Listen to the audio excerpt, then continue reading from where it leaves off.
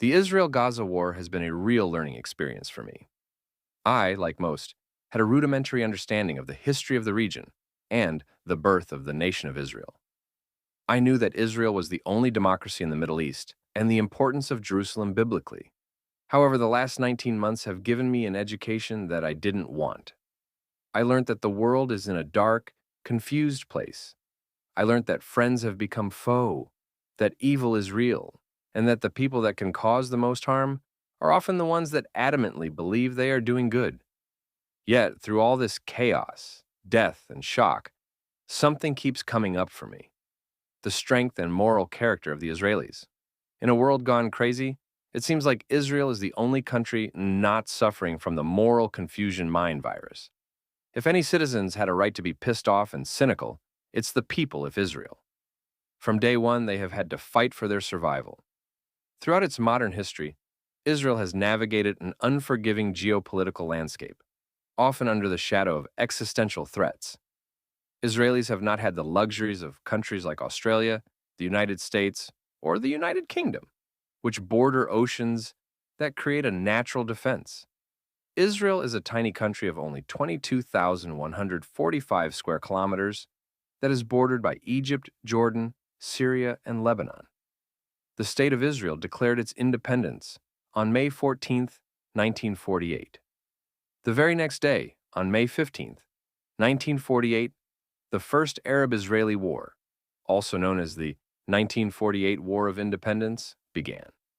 A coalition of friendly Arab neighbors, Egypt, Jordan, Syria, Lebanon, and Iraq, invaded Israel, attempting to prevent the establishment of the Jewish state. Israelis had to fight for their very survival literally from day one. A 2022 study in the UK reported that 44% of Brits say there are no circumstances in which they would be willing to take up arms and go to war. If only Israelis had that luxury.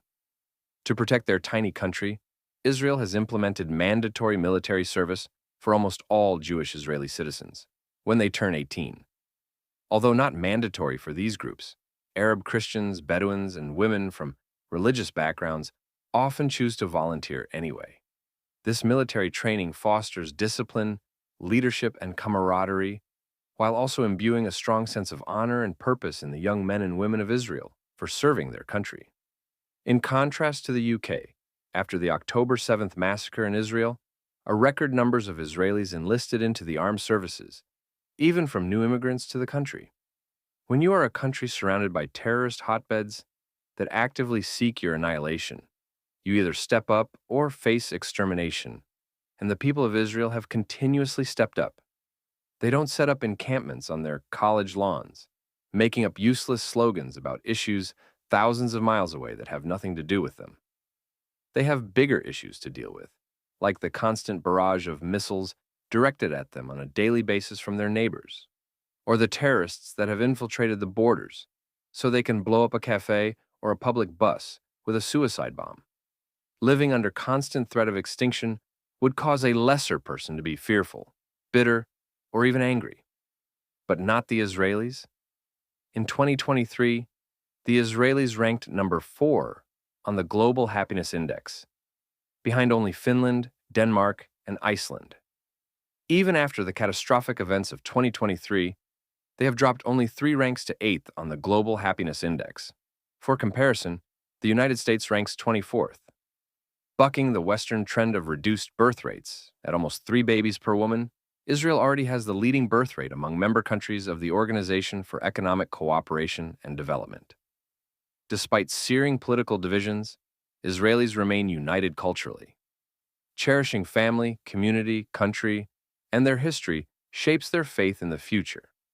Despite constantly facing vicious enemies, the people of Israel retain a remarkable level of optimism. They feel they are part of Israel's story and live with a sense of purpose and destiny. They hold dear traditions, family, and a love of their homeland, and they have a strong sense of community and moral grounding. They refuse to become a victim to their enemy's narrative. During the current Israel-Gaza war, 3 Israeli hostages were mistaken for terrorists in Gaza and killed by a young soldier in the IDF. This was an absolute tragedy of war. a war where Hamas members often disguise themselves either as civilians amongst the elderly or as the IDF. Many times Hamas members have used that very tactic of waving a white flag to lure in the IDF soldiers into a trap.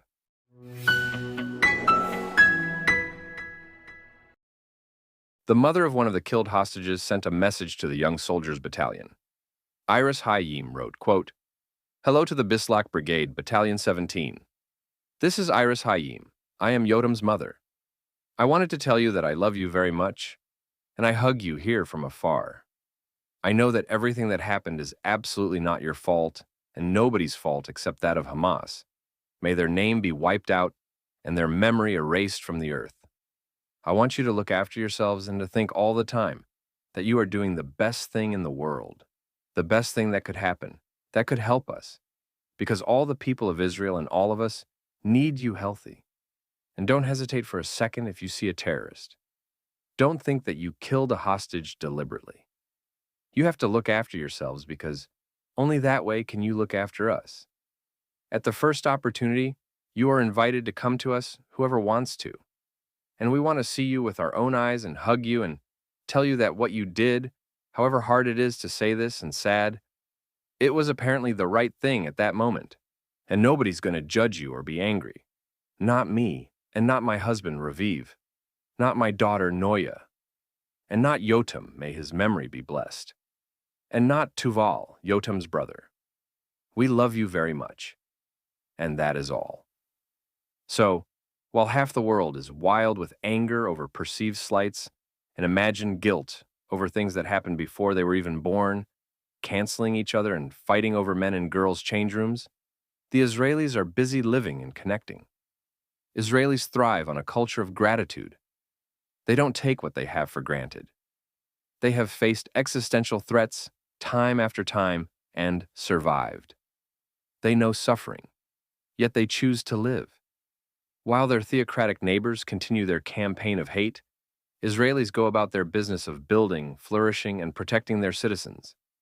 Surrounded by chaos and conflict, Israelis have been able to achieve an inner peace.